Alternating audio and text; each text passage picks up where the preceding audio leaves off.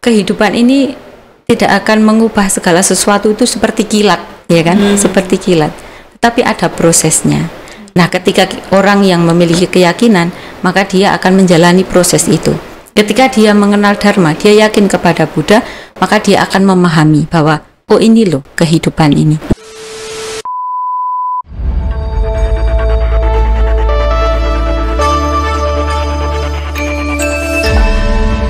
Namo sayang Adi Budaya, Namo Buddhaya.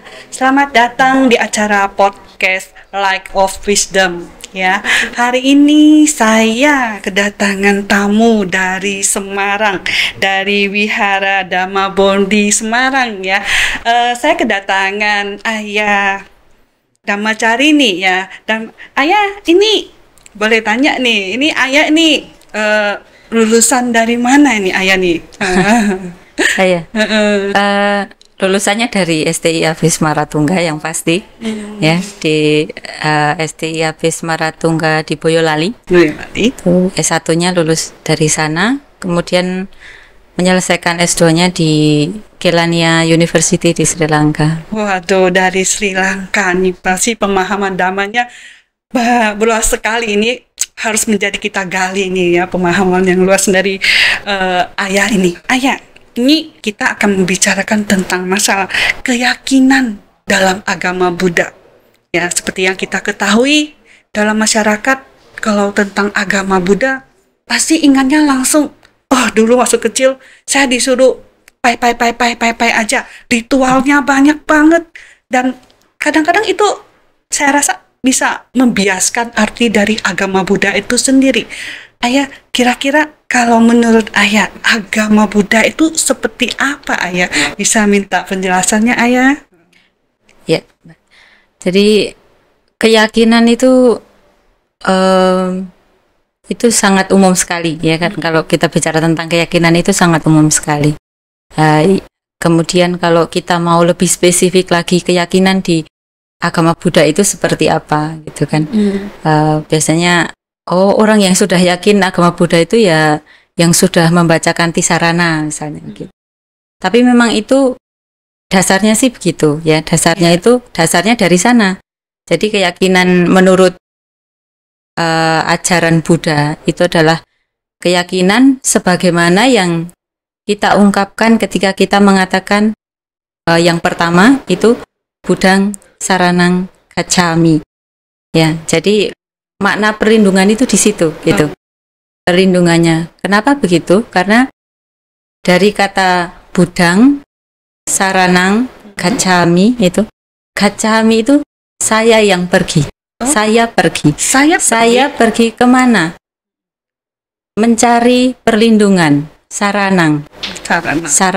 Mencari perlindungan kepada siapa? Kepada Buddha. Ya, jadi Buddhang Saranang Gacchami, saya pergi mencari perlindungan kepada Buddha. Jadi makna berlindung di dalam agama Buddha adalah bahwa kita sendiri yang pergi mencari perlindungan kepada Buddha. Jadi di sini adalah siapa pelindungnya? Buddha. Oh, ternyata kita yang aktif di sini mencari perlindungan ya. Oh, rupanya pemahamannya beda ya. Jadi kita pengertiannya ya. Itu nilainya itu positif. Artinya kita yang aktif mencari. Begitu juga dengan Dharma Buddha dan sangganya, berarti kita yang aktif di sini ya. Betul. Jadi ini kalau bagaimana dengan Ayah, kalau kita kan dari lahir sudah orang tua bilang agama kita agama Buddha, belum pernah mengucapkan kata-kata Tisarana itu sendiri, itu gimana? Apakah mesti mengucapkan dulu pelindungan itu mungkin di hadapan Bante ataupun Bikuni itu gimana gitu? Haruskah begitu? Ya, terkadang ada yang belum mengucapkan tapi sudah pergi cari perlindungan. Ya. Jadi ketika seseorang itu yakin kepada Buddha, kemudian dia pergi mencari tahu ajarannya, kemudian mempraktekkan ajarannya, itu artinya dia sudah betul-betul datang kepada Buddha. Sudah bukan pergi lagi, sudah betul-betul datang kepada Buddha, sudah betul-betul berlindung. karena sudah mencari dan sudah belajar dan praktek itu ya. Jadi terlepas dari seseorang itu secara formal mengucapkan tisarana atau tidak ya, tetapi ketika dia sudah pergi kemudian belajar kemudian praktek, nah itu sudah satu bentuk perlindungan yang komplit ya. Sudah ada tindakan untuk meminta perlindungan. Kalau sudah praktek ya sudah terlindungi. Karena dengan kita berpraktek dhamma artinya kita sudah punya pelindung.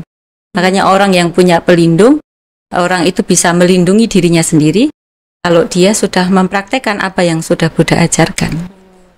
Iya, betul juga ya. Jadi tisarana itu mungkin kalau yang dapat itu suatu formalitas ya, sebagai legalitas aja ya mungkin ya. Betul. Jadi kalau secara kita melakukannya kita sudah jadi agama Buddha. Iya, itu juga sangat penting juga, karena kenapa kita membaca tisarana? Selain kita itu membaca satu tekad, itu adalah bentuk rasa penghormatan, ya kan, penghormatan kepada orang yang kita mintai perlindungan, ya. Wujud bakti kita kepada Buddha dengan selalu mengulang memohon perlindungan, mengucapkan pergi untuk berlindung kepada Buddha, artinya kita sedang mengasah keyakinan dengan waca, dengan ucapan kita, dengan ucapan. Itu termasuk sama waca ketika kita mengucapkan perlindungan. Itu suatu bentuk penghormatan, suatu bentuk kerendah hatian karena kita pergi berlindung kepada orang yang sempurna. Dan itu juga praktek dharma kan. Gitu. Artinya sangat dalam sekali ya. Oh iya, kita membacakan pelindungan pada Buddha. Dalam agama Buddha kita bukan cuma punya satu Buddha, kita punya banyak Buddha. Ya, ada Buddha Gautama, sekarang ya Buddha Gautama, dan di sebelumnya ada Buddha Dingpangkara, dan yang akan datang ada Buddha Amitabha. Kalau kita membacakan perlindungan tuh kita berlindung pada Buddha yang mana ini? Kadang-kadang ada juga yang tanya nih, saya berlindung pada Buddha yang mana? Buddha banyak nih. Iya. Gimana Wan? Ayah. Jadi sebetulnya kalau kita tahu Buddha Sakyamuni, itu namanya kan Siddhartha Gautama. Iya. Bukan Buddha, namanya Siddhartha Gautama.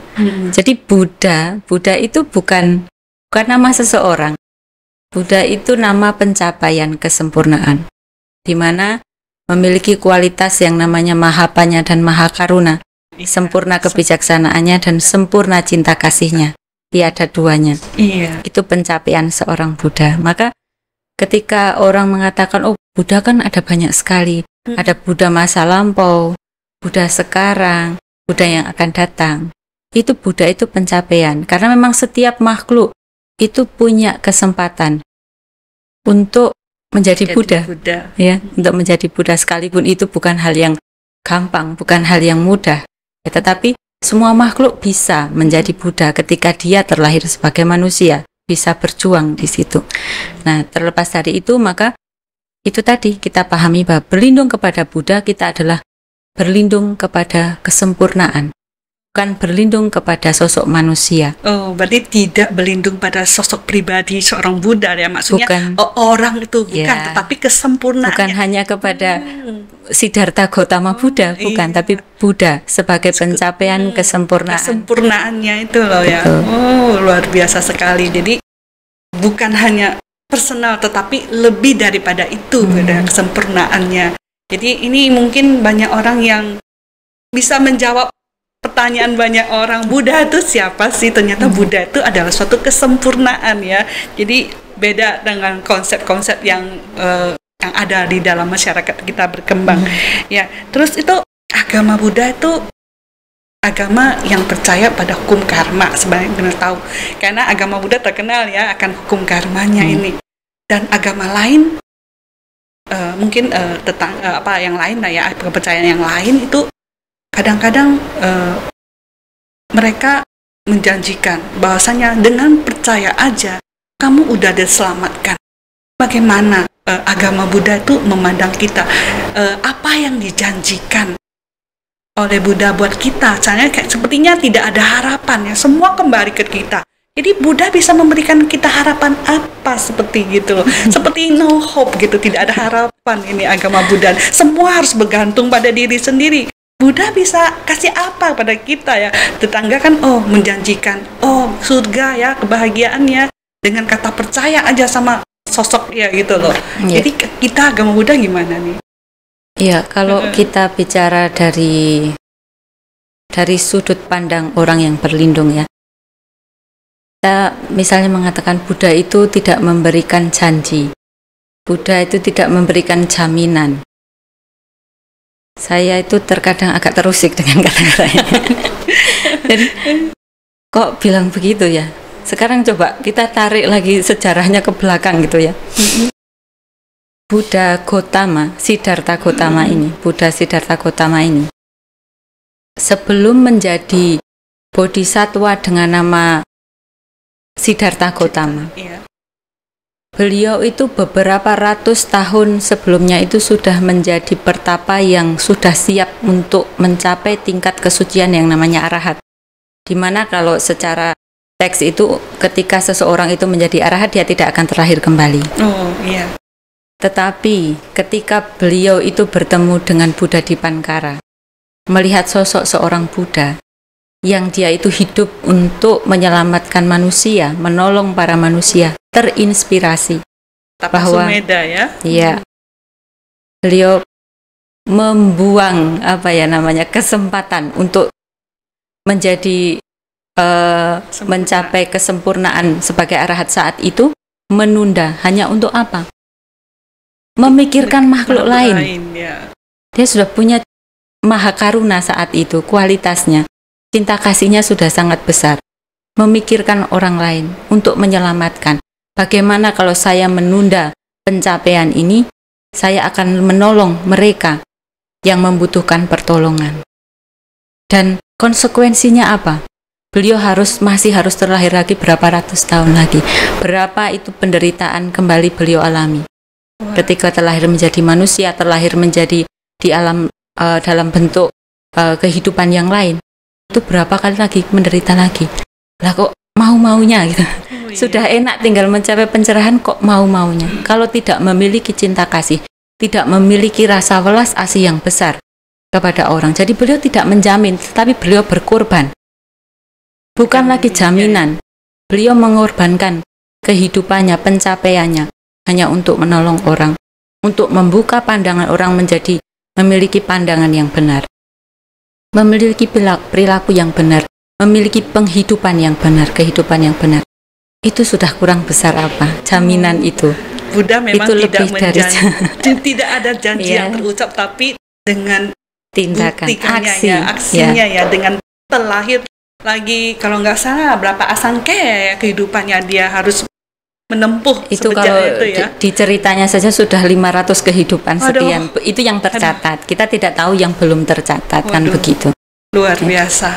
Sebenarnya Buddha berkorban banyak banget yang menunda pencapaian arahatnya hanya demi kita umat manusia yang tidak dikenal mungkin ya. Belum tentu ya. Jadi kerja nyatanya dari seorang Buddha ya. Jadi kita tidak boleh bilang tidak menjanjikan harapan ya. Jadi mungkin memberikan contoh bahwa kehidupan suci itu ada gitu ya, pencapaian kesempurnaan itu ada ya. Jadi setelah itu kita juga kembali ke keyakinan. Ada umat kita yang percaya bahwasanya hanya dengan melafalkan mantra-mantra tertentu aja, seperti Om Mani Padme Hum ataupun mantra Amitabha, kita sudah bisa merealisasikan surga. Mungkin kita agama Buddha tidak ngomong surga ya, mungkin terlahir ke dalam kehidupan yang lebih baik ya. Mungkin tapi itu hanya dengan melafalkan doa saja, dengan tidak kalau apalagi orang tua ya, kadang-kadang untuk belajar dharma secara teori itu sudah nggak bisa masuk di otak ini. Bagaimana? Apakah mereka bisa merealisasikan kehidupan yang lebih baik hanya dengan melafalkan doa-doa, mantra-mantra, atau apakah mereka bisa merealisasikan itu enggak? Ya. Jadi kecenderungan orang itu terkadang mengabaikan kekuatan pikirannya sendiri, mengabaikan kualitas-kualitas baik yang dimiliki dirinya sendiri, meragukan kebajikan-kebajikan yang sudah dilakukan. Maka dia putar otak, pinginnya yang instan. Tapi dia lupa berpikir bahwa selama dia hidup itu sudah melakukan banyak kebajikan, ya kan? Tapi masih mikir lagi, nanti saya masuk surga enggak ya? Saya bisa terlahir di alam yang berbahagia enggak ya? Akhirnya apa? Ada enggak ya doa yang bisa membuat saya terlahir di alam surga gitu? Ada. Tetapi tertarik juga saya, Ayah. doa ataupun kalau misalnya ada pembacaan mantra, ada pembacaan parita kebahagiaan. Itu kan sebetulnya ketika orang itu melakukan pembacaan itu kan dia sedang mempraktekkan kebajikan, ya kan? Seperti tadi saya katakan, membaca parita sutra mantra itu kan sama waca. Kita sedang mengulang syair, kata, kalimat, kata-kata suci. Jadi itu praktek kebajikan, ya kan? Sama waca. Kemudian apa? Ketika kita membaca mantra sutra itu kan kita juga melatih konsentrasi. Nah, kembali lagi kita sedang berkonsentrasi pada suatu hal yang baik. Itu kan satu kebahagiaan juga. Kebahagiaan bahkan dirasakan saat membacakan mantra. Iya, ya pasti tenang. Itu akan memberikan hal yang baik. Karena kan itu servernya kan bagus, sudah bagus, ya kan? Ya itu bisa. Nah, kalau ditanya apakah nanti itu bisa menjamin di alam surga? Kemudian kita kembangkan lagi bahwa kebajikan itu tidak hanya melalui kata-kata, tetapi juga melalui tindakan. Ketika kata-kata kita sudah bagus, kondisi pikiran kita sudah bagus. Kalau servernya bagus ini kan pasti tindakannya juga bagus dong. Pikiran sudah bagus, kata-kata yang diucapkan sudah bagus, pasti tindakannya juga bagus. Nah, itu kan sudah tidak usah ditanya-tanya. Buddha sudah mengatakan orang yang terlatih di dalam 3 hal sila, samadhi dan panya, perilaku, perkataan, dan perbuatan, setidaknya surga itu akan menjadi miliknya. Jadi dengan kita bisa biasakan melakukan lafal yang kata-kata yang baik akan mempengaruhi pikiran kita dan juga perbuatannya kita gitu. Betul. Ya, boleh dia berinspirasi ya, karena terbiasa dengan melakukan kebajikan lewat ucapan, perbuatan dan pikiran ya. Jadi bisa ya membawa kita ke kebahagiaan. Ya, tapi itu tadi 3 hal itu harus dipenuhi kondisinya. Harus dipenuhi ya. Jadi makanya apakah membaca mantra sutra itu penting? Ya penting sekali, karena itu untuk melatih. Ketika seseorang itu sudah rajin membacakan mantra sutra, ya pikirannya juga sudah tenang, bagus. Masa dia mau melakukan tindakan-tindakan yang tidak baik? Kalau itu sudah menjadi keyakinannya, ya bahkan sutra yang dibacakan itu adalah sutra-sutra yang baik, dia sudah yakin. Maka ketika dia bertindak pun akan sangat hati-hati. Nah, kehati-hatian inilah yang nanti akan membuat hidupnya menjadi benar, ya benar. Nah, ketika hidupnya sudah benar, ya sudah tidak usah ragu-ragu, ya sudah yakin bahwa perbuatan baik ini, pikiran baik ini, perkataan baik ini yang akan memberikan bentuk kehidupan yang baik juga. Baik. Jadi selain melafalkan mantra, pelajaran teori Dharma ya, mempelajari Dharma secara teori, pemahaman yang baik tentang Dharma itu mendukung. Soalnya ada sebagian yang suka belajar, ada yang sebagian yang suka hanya melafalkan. Yeah. Jadi sebaiknya gimana tuh, kombinasikah?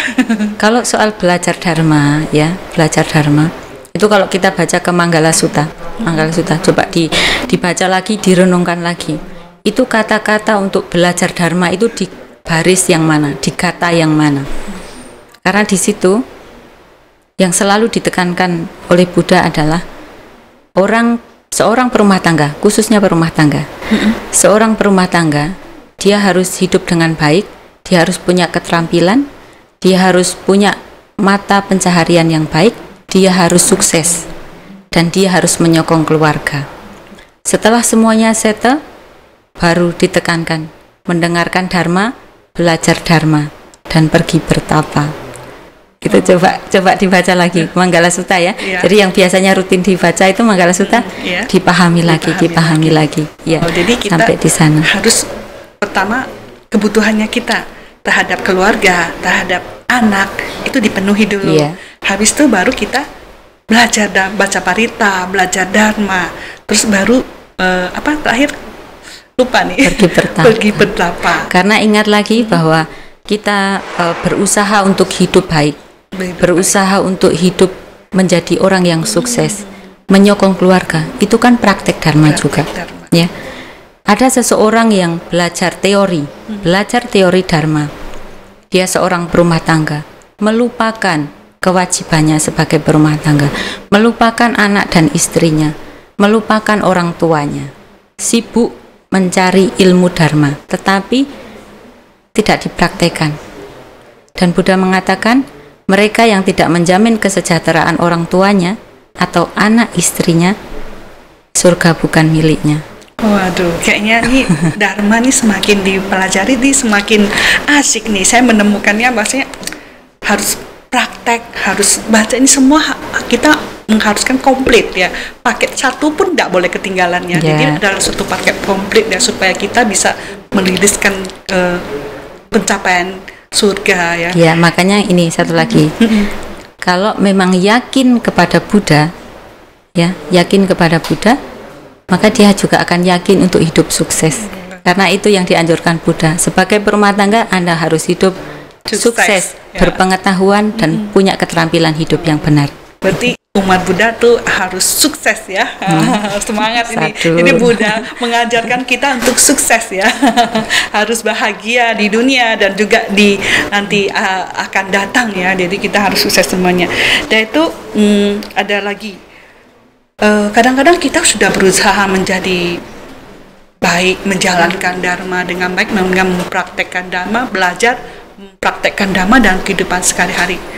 Kadang-kadang itu seperti istilahnya semak pohon itu kalau semakin tinggi itu terpaan anginnya lebih kenceng nih. Kadang-kadang bisa menjadikan kita jadi tergoyang keyakinannya kita ini. Padahal sudah yakin, saya yakin mau belajar dengan baik, tetapi dalam pelaksanaannya kita diterpa guncangan-guncangan yang menyebabkan kita hampir keyakinan kita goyang gitu. Ini untuk mengatasi hal-hal yang begini yang mungkin terjadi dalam kehidupannya kita ini, kira-kira bagaimana ya jurus-jurus jitunya untuk menangkal masalah ini tidak terjadi nih, Ayah. Jadi terkadang seseorang itu dalam kondisi yang baik secara mental atau fisik itu dalam kondisi yang lemah ya, misalnya mudahnya fisik saja sakit gigi ya, orang sakit gigi sebenarnya yang sakit mungkin gusinya ya, bukan giginya ya. Jadi orang sakit itu saya sudah malas untuk melakukan hal-hal yang lain ya kan.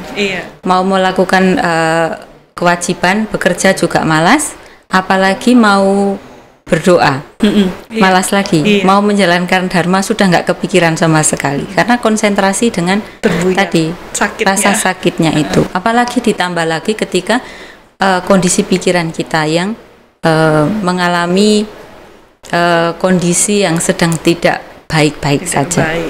Nah, makanya di sini pentingnya seseorang itu untuk mengembangkan keyakinannya, ya.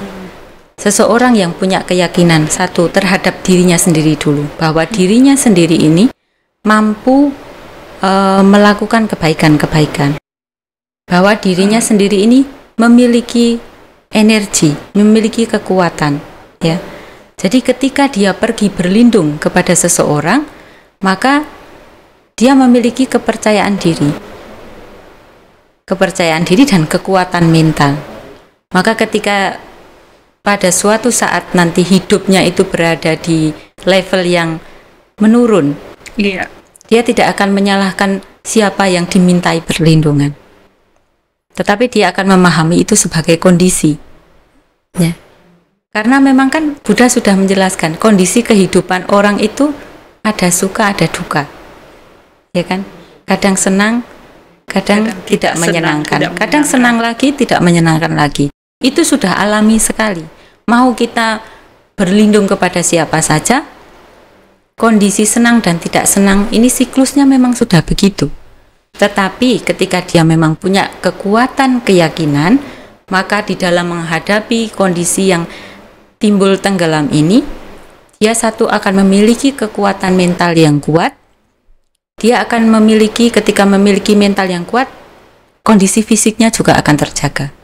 Maka dalam kondisi terburuk apapun, dia akan siap untuk kembali membangkitkan semangat wirya, semangat lagi, kan sudah diajarkan. Betul, ya. Wirya, harus ada wirya, dinyalakan semangatnya. Menyemangati diri sendiri juga sangat penting ya, dengan afirmasi yang baik. Di samping itu kita juga memiliki praktek-praktek seperti kita pergi ke wihara, membaca parita, ya, membaca parita, bermeditasi, bertemu dengan orang baru, berdiskusi dengan orang baru, ya.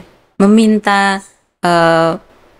solusi, misalnya diskusi, meminta solusi, melihat orang lain, itu nanti kita akan bisa membangkitkan semangat. Kalau kita dalam kondisi yang sangat down sekali, kemudian kita hanya berdiam diri, kita tidak melakukan sesuatu, kita tidak bangkit, kita tidak menyalakan semangat kita, ya kita hanya akan mencari siapa yang bisa disalahkan dan siapa yang bisa dijadikan perlindungan baru, dan itu akan seperti itu terus menerus, tidak akan berhenti. Gitu.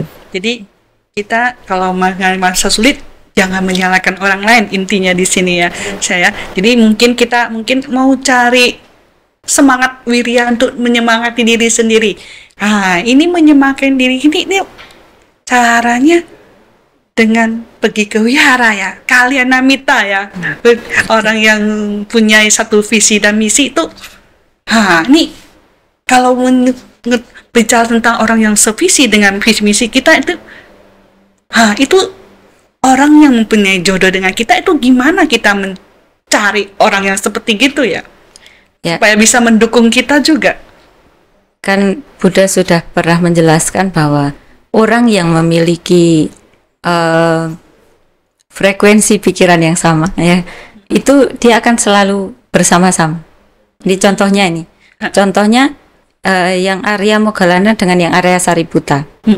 Beliau ini punya keahlian yang berbeda. Yang Arya Sariputta dengan yang Arya Moggallana itu punya keistimewaan yang berbeda. Tetapi mereka satu servernya karena apa? Karena mereka hidup di dalam Dhamma. Mereka siswa utamanya Buddha.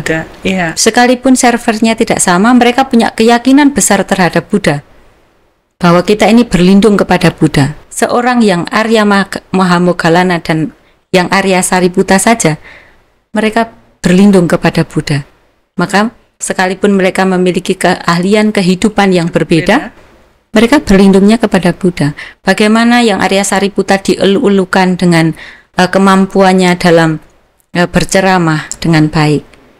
Bagaimana yang Arya Moggallana, beliau memiliki kekuatan apinya yang tinggi. Ya. Beda, tetapi apa? Perlindungannya sama kepada Buddha. Ya, makanya ketika sebelum menjadi mencapai pencerahan, mereka adalah dua sahabat yang saling mendukung. Itu makanya ketika kita sebagai umat Buddha, kita pergi ke wihara. Ini di wihara ini kan servernya sudah sama dulu. Karena apa? Perlindungannya sama, sudah kepada Buddha dulu. Satu server. Nah, kemudian seperti apa? Kita menghadapi kesulitan di hal apa? Pasti di wihara ini kita akan bertemu dengan kawan-kawan. Ya. Setidaknya mungkin ya, ketika seseorang dalam kondisi yang sedih, susah, itu kan kadang susah untuk mencurahkan, ya. Tetapi dengan melihat orang lain, melihat sahabat di wihara, kemudian kita kan juga ketika di wihara kan kita ada praktek baca parita, meditasi, itu pikiran ini akan seperti sedang disembuhkan, tetapi secara perlahan-lahan. Maka orang yang yakin itu di situ juga akan berkembang kesabarannya. Orang yang memiliki keyakinan itu bahkan kesabarannya pun akan berkembang. Karena kehidupan ini tidak akan mengubah segala sesuatu itu seperti kilat, ya kan? Seperti kilat. Tapi ada prosesnya. Nah, ketika orang yang memiliki keyakinan, maka dia akan menjalani proses itu. Ketika dia mengenal Dharma, dia yakin kepada Buddha, maka dia akan memahami bahwa oh ini loh kehidupan ini. Tetapi ada satu hal, tetap harus bangkit dan semangat kembali seperti yang sudah Buddha ajarkan. Berarti kita harus mendekatkan diri dengan komunitas. Ya, salah satunya caranya dengan pergi ke wihara. Karena apalagi sekarang pandemi sudah berakhir, wihara sudah buka ya. Jadi kita bisa melangkahkan kaki, mencari kalyamita lebih banyak ya. Ini satu lagi pertanyaannya nih. Bagaimana kan cara mengembangkan keyakinan kita kepada Buddha, Dharma, dan Sangha itu supaya kita bisa bahagia dalam hidup kita? Baik. Jadi satu seperti tadi bahwa Buddha mengatakan bahwa kita harus punya keyakinan terhadap diri sendiri, bahwa kita mampu menjadi perlindungan bagi diri kita sendiri. Jadi pulau pelindung bagi diri sendiri. Dengan apa? Pertama, pergi kepada Buddha, mencari perlindungan. Setelah pergi kepada Buddha mencari perlindungan, maka kita harus praktek 3 hal. Sila, samadhi, dan panya. Sila artinya kita mematuhi aturan-aturan yang sudah Buddha ajarkan. Yang kedua, samadhi. Kita harus hidup dengan konsentrasi, kita harus hidup dengan penuh kesadaran, ya. Kemudian panya yang kita kembangkan, kita mau belajar. Belajar itu maksudnya bukan hanya belajar Dharma seperti tadi, belajar keterampilan hidup, belajar apa saja. Jangan pernah menyerah. Sehingga kebijaksanaan itu selain kebijaksanaan duniawi, nah nanti akan juga dikembangkan ke kebijaksanaan yang sifatnya adalah kusala. Ya. Kusala, perbuatan baik. Iya. Jadi itu. Jadi sila, samadhi, dan panya. Melalui praktek 3 ini maka keyakinan kita ini akan semakin diperkuat. Tanpa adanya praktek sila, samadhi, dan panya, maka keyakinan kita juga akan goyah. Akan mudah goyah. Digoyang dengan kesusahan sedikit saja, kita akan gampang untuk meninggalkan perlindungan kita. Kita akan gampang untuk mengatakan bahwa Buddha bukan perlindungan yang utama. Tetapi sekali lagi saya ingatkan bahwa tadi Buddha bukan hanya menjanjikan, Buddha sudah mengorbankan kehidupannya untuk menjadi dari seorang pertapa menjadi bodhisatwa, kemudian menjadi seorang Buddha. Itu adalah untuk memberikan cinta kasihnya dan juga untuk menerangkan pandangan kita menjadi semakin benar. Sehingga keyakinan kita bukan hanya keyakinan yang biasa-biasa saja, tetapi keyakinan yang dimana kita yakin bahwa kehidupan kita saat ini bisa menjadi kehidupan yang baik dan terus menjadi semakin baik sampai akhirnya nanti kita bisa benar-benar lepas dari siklus samsara. Waduh, itu pencapaian nibbana nih, impian semua umat Buddha nih. Proses ya. Walaupun kita nggak bisa merealisasikannya dalam sesaat, mungkin prosesnya yang harus kita hargai ya, menuju ke arah sana tetap ya. Terus ini jadi orang yang sudah memiliki keyakinan juga wajib terus-menerus memupuk keyakinan ini. Ya, soalnya kan kondisi berubah, nanti kita bisa berubah lagi nih. Gimana nih? Ya. Kalau kita berpegang teguh pada praktek-praktek Dharma, tentunya kita tidak akan goyah. Tidak akan goyah. Seperti tadi bahwa sila, samadhi, dan panya itu kita pegang teguh, tidak akan goyah. Tidak akan goyah. Ya, tidak akan goyah. Luar biasa nih. Jadi kembali ke pribadi Ayah nih. Ayah nih boleh dibilang Buddha dari sejak lahir atau baru mengenal Buddha? Kita nih mengolek sedikit deh keyakinan dari seorang Ayah nih gimana sampai bisa berpegang teguh sampai akhirnya menjadi seorang bikuni. Tekadnya itu luar biasa besar, saya rasa. Pasti besar banget ini baru bisa amin hari ini begitu. Ya itu tadi saya punya kalau orang lain kan bicara privilege, itu privilege-nya itu punya materi duniawi. Kalau privilege saya Budi sejak lahir, itu privilege saya. Jadi nggak perlu ini ya. Jadi tetapi pada saat itu juga sama. sama artinya untuk belajar itu masih sangat susah. Masih susah. Bahkan buku pertama yang bisa saya lihat itu hanya riwayat hidup Buddha Gautama. Jadi untuk akses untuk belajar Dharma, untuk bertemu dengan biku, bertemu dengan bahkan pandita saja, itu tidak mudah. Apalagi tinggalnya di pelosok jauh. Pelosok sekali. Pelosoknya bukan pelosok lagi, pelosok sekali ya.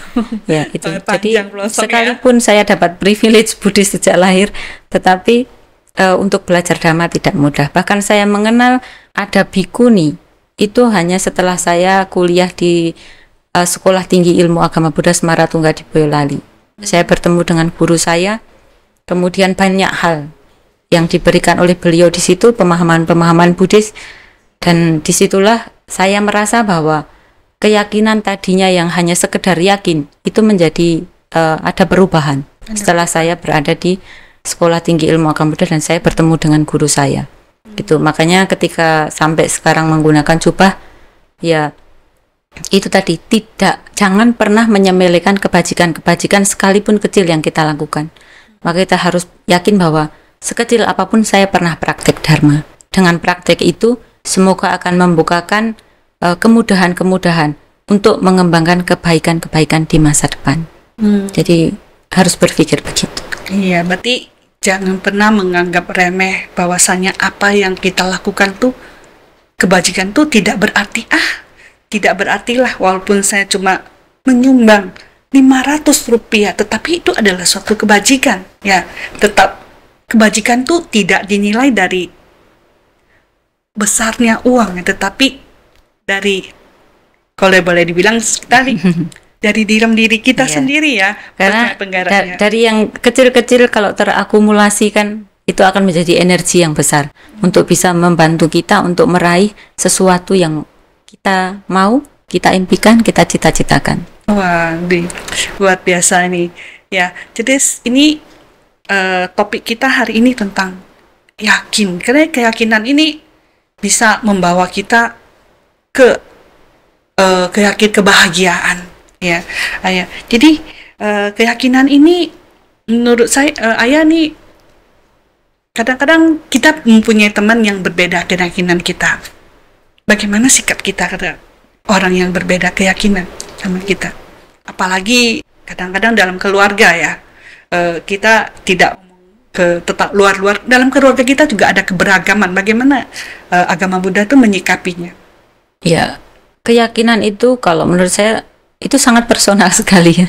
Keyakinan itu sangat personal. Bahkan yang bisa mengukur kekuatan keyakinan itu hanya diri sendiri. Orang lain itu tidak bisa mengukur keyakinan. Kekuatan keyakinan itu yang bisa mengukur diri kita sendiri.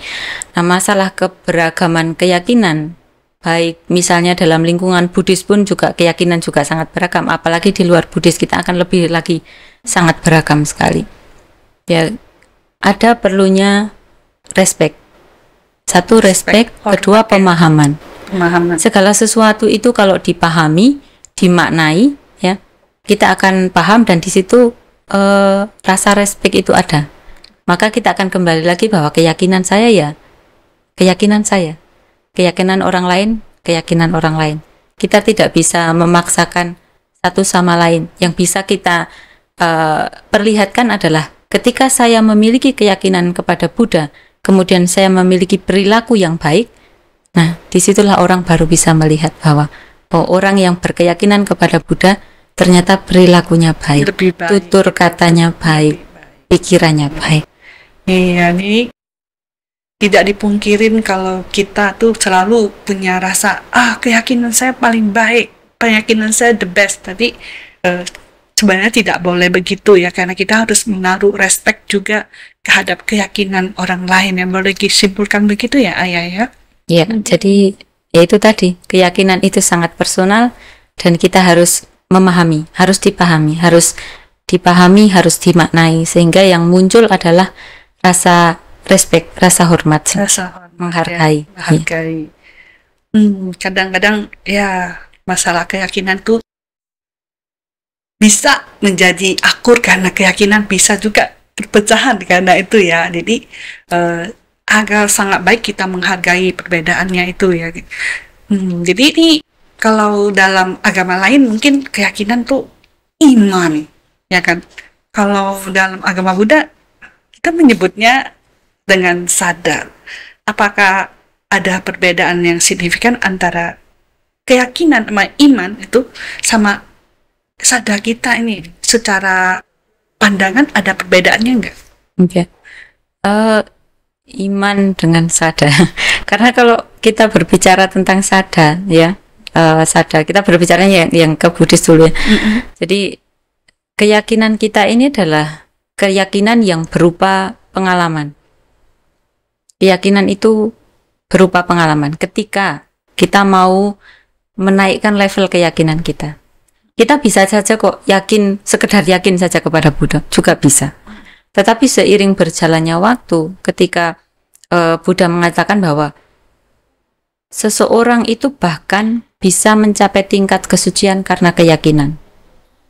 Mencapai tingkat kesucian karena keyakinan. Tingkat kesucian karena keyakinan. Ya. Luar biasa. Artinya, dari kekuatan keyakinan ini saja, kita juga bisa menuju ke sana, menuju kepada pembebasan. Tetapi keyakinannya yang seperti apa? Nah, tentunya keyakinan ini akan ada level-levelnya, ya kan? Nah, ketika keyakinan itu menjadi keyakinan yang menuju kepada pencapaian kesucian, kepada pembebasan, tentu keyakinan ini adalah yang berdasarkan pada pengembangan kebijaksanaan. Itu sudah pasti. Ya. Tetapi kita yang masih dikatakan sebagai Seka Pugala, yang masih belajar ini, ya, yang masih hidupnya turun naik, ya, tidak betul, tentu, up and ya. Down, ya.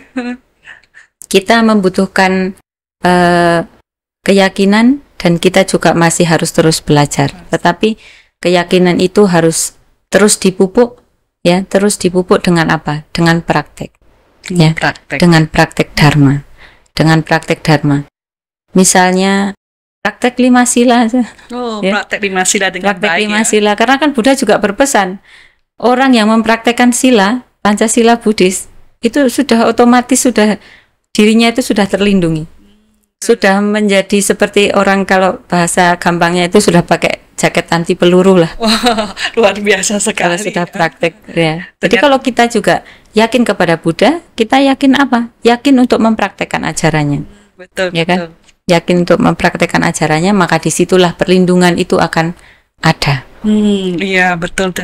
Menarik sekali perbincangan kita hari ini ya, dari pesan-pesan yang Ayah sampaikan, bahwasanya perlindungan, keyakinan perlindungan tuh bisa sebagai melindungi diri kita, ya. Menarik sekali. Jadi hari ini saya harap keyakinan kita yang mendengarkan juga akan bertumbuh, ya, dari sharingnya pengalaman Ayah, bagaimana ilmu-ilmu yang telah diajarkan oleh Ayah. Semoga semua ini bermanfaat bagi kita semua. Namo Sang Hyang Adi Budaya, Namo Buddhaya. Namo Buddhaya.